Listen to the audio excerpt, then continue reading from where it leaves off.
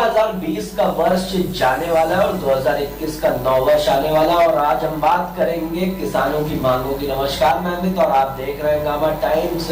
आज हमारे साथ में बात करने के लिए आज खास बातचीत करेंगे किसान नेता उत्तर प्रदेश किसान सभा के सदस्य मोहम्मद उसामा से और जानेंगे किस तरीके से जो 9 वर्ष है वो क्या किसानों के लिए खुशियां लाएगा और आखिरकार क्या वजह है बिल ना वापस होने की। तो वही 2022 में जो चुनाव हो रहा है उसके लिए भी बात करेंगे कि आखिरकार किसानों की मांगे पूरी नहीं होती है तो उसके लिए क्या सरकार को खामियाजा भुगतना पड़ेगा।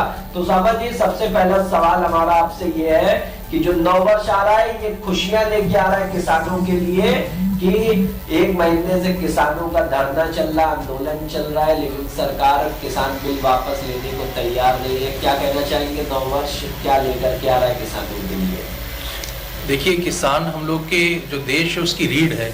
लगभग 50% के आसपास उसमें जो लोग लगे हैं, गरीब मध्यम वर्ग के लोग किसानी में लगे हैं। हमारा पूरा अन्न किसान देते हैं और हम लोग किसान के द्वारा जो भी फूड है, खाद्य उत्पादन है, उसको एक्सपोर्ट भी करते हैं तो हमारे लिए मुद्रा लाते हैं। हमारे अर्थशास्त्र के लिए बहुत ही अहम है। तो अब उनका आजीविका से जुड़ा हुआ मुद्दा आया। 1 महीने से 6 महीने पहले तक वो कहते रहे जब ये काले कानून आए कि आप इनको वापस लीजिए, किसान संगठनों से बात कीजिए, किसानों से बात कीजिए, लेकिन उससे सुनवाई नहीं हो पाई। तब जाके ये भारत बंद के बाद जो ये कॉल आई उसमें पूरे देश से किसान संगठनों ने दिल्ली में अपना डेरा डाला।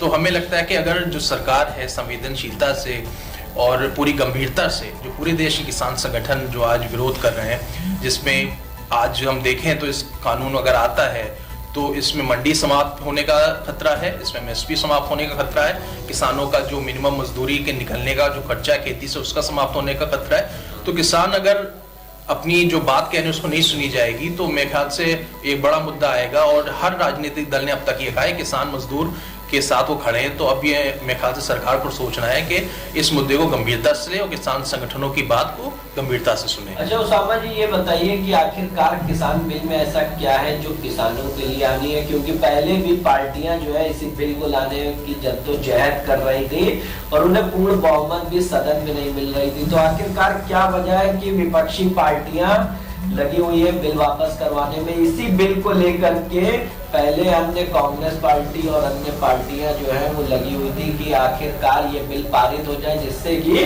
किसानों को राहत मिल सके। इसके अंदर बहुत बड़ी बात ये भी बिल के अंदर है कि बिचौलियों को हटाने की बात कही जा रही है। सड़कों पर सरकार वर्तमान की कह रही है कि बिचौलिए बैठ करके किसानों के आंदोलन को हवा दे रहे हैं। क्या कहना चाहेंगे? देखिए, अगर खेती किसानी समझें तो किसानों की इकोनॉमिक्स अर्थशास्त्र तो किसान समझते ही हैं। अब हजारों लाखों की तादाद में किसान खेती करते हैं, फिर उसको उगाते हैं, फिर अपनी फसल तैयार करते हैं, फिर उसको बेचते हैं। इसमें बहुत हद तक अगर हम इसमें भी इस तरह से भी सोचें कि अगर आरटीआई ना होता तो सूचना मिल ही ना पाती, राइट टू फूड ना होता तो फूड का अधिकार मिल ही ना पाता, खाद्य गरीब घर तक पहुंच ही ना पाता। तो ये सब जो हमारे देश की बनावट या डेवलपिंग इकोनॉमी को देखते हुए जो हमें राइट से इख्तियारात दिए गए उसकी वजह से बहुत हद तक सहूलत हुई।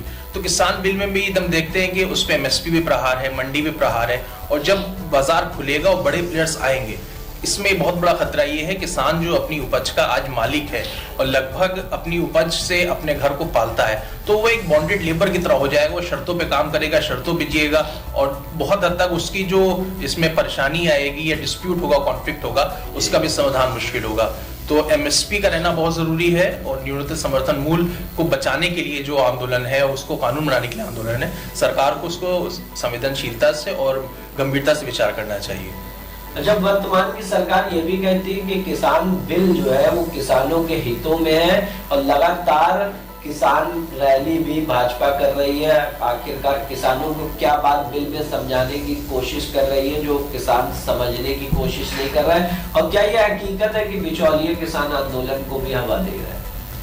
देखिए, किसान आंदोलन तो किसान संगठन द्वारा ही चलाया जा रहा है, जो कि इनके रिप्रेजेंटेशंस हैं वो सामने है, सारे नेता सामने, सरकार आधिकारिक रूप पे, यहाँ तक कि गृह मंत्री जो सेकेंड हाईएस्ट ऑफिसर पॉलिटिकल यानी अमित शाह जी भी उस चीज में सामने है और जो फेस है वो सरकार का भी सामने, यानी सरकार ने इस चीज को माना कि इस पे हमें बात करनी है, एक प्लेटफॉर्म दिया, लंबे चरणों तक बात हुई, पहली दूसरी तीसरी दिसंबर के बाद बात हुई। तो अब ये कहना कि इसमें कोई ऐसे लोग हैं या वैसे लोग हैं तो मेरे ख्याल से ये सही नहीं रहेगा। तो सरकार ने बात की है, बात के मुद्दे इटके कहाँ हैं? सरकार चाह रही है कि इसमें क्लॉज डाल दें, क्लॉज से बदल दें। किसान ये कहते हैं कि ये पूरे बिल अगर पूरे नहीं जाएंगे तो मेन मुद्दा वही रहेगा, समाधान नहीं हो पाएगा।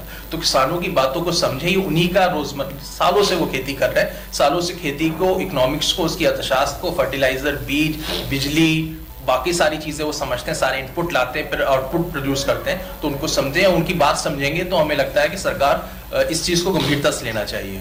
अच्छा, धान क्रय केंद्रों की अगर बात करें, जहां किसान अपना धान बेचते हैं, वहां पर भी उनका उत्पीड़न सामने आता है, तो क्या इस बिल से उनका ये उत्पीड़न भी खत्म हो सकता था? धान उत्पीड़न जो इसमें ये सबसे बड़ा ये मुद्दा है कि जो किसान है और खेती को, अगर हम लोग एक जो सरकार की सोच है कि इसमें बड़े कॉर्पोरेट्स ले आए, यानी बड़े प्लेयर्स ले आए, यानी लॉजिस्टिक पार्क से लेके जो कोल्ड स्टोरेज से लेके पूरा का पूरा सप्लाई चेन एक बड़ी व्यवस्था के हाथ में चले जाए। जैसे कि हमने देखा एयरपोर्ट चले गए, जैसे कि हमने देखा LIC चली जाएगी, या बहुत सी सरकारी कंपनियां चली जाएंगी। तो उससे जो एक गरीब तबके का जो हित सीधा सही होता है, जब पब्लिक डिस्ट्रीब्यूशन सिस्टम होता है या जब पब्लिक प्रणाली होती है, तो उसमें बहुत बड़ा प्रहार होगा। तो जो कोऑपरेटिव सिस्टम है या जो मंडी का सिस्टम है या जो MSP का सिस्टम है, अगर ये जारी रहेगा तो हम देखते हैं कि बहुत हद तक किसान अपनी समस्या, क्योंकि अभी भी जो इकोनॉमिक स्टेटा है हमारा, खेती किसानी में लगे कौन लोग हैं, उनकी आर्थिक स्थिति कैसी है, अब 2000-6000 रुपए देने की जरूरत पड़ी क्यों रही है? अगर कोई आदमी लाखों कमाएगा तो क्या वो 2000 रुपए सरकार से किस लेगा एक महीने की? उसका तो 2000-2500 इंटरनेट का बिल आ जाएगा। तो अब जो इकोनॉमिक स्टेट है उसको उठाने की जरूरत है। तो ये अगर सहूलियतें सरकार बरकरार रखेगी, MSP, मंडी, कोऑपरेटिव सोसाइटीज, तो हमें लगता है कि ये आगे जाके भी किसान इसको ठीक से अपनी जीवन जी पाएंगे। तो क्या कहना चाहेंगे कि इस नववर्ष में किसानों के लिए ये नववर्ष खुशियां लेके आ रहा है, कि ऐसे ही आंदोलन बरकरार रहेगा कि जब तक कि बिल वापस नहीं लेगी सरकार?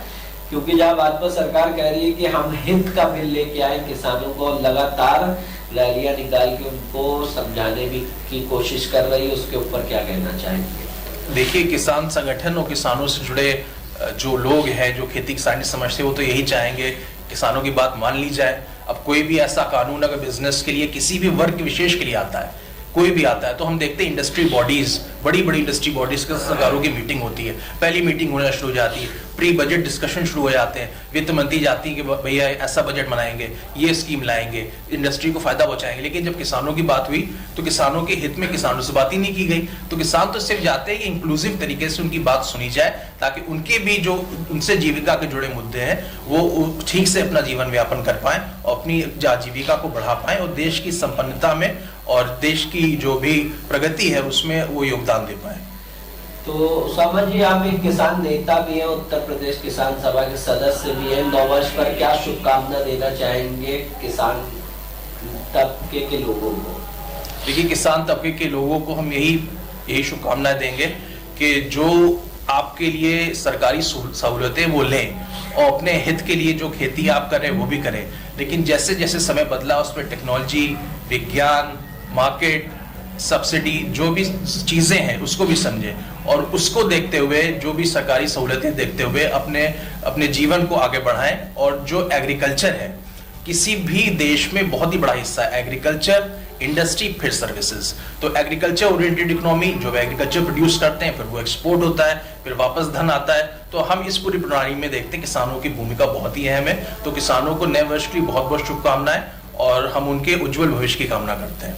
जी, बहुत बहुत धन्यवाद। ये थे हमारे साथ में मोहम्मद उसामा, जो यूपी किसान सभा के सदस्य एवं एक किसान नेता हैं, जो लगातार किसानों की समस्याओं पर बात भी करते रहते हैं, उनकी आवाज को बुलंद भी करते रहते हैं। हंगामा टाइम्स की तीखी नोकझोंक में ये खास बातचीत की थी। हमने जिनसे जाना था किसान बिल के बारे में कि आखिरकार किसान बिल जो किसानों के हित में सरकार बता रही है, आखिरकार वो नववर्ष में किस प्रकार की खुशियां लेके किसानों के लिए आने वाला है। अभी के लिए इतना ही। मैं अमित आपसे इजाजत चाहता हूँ।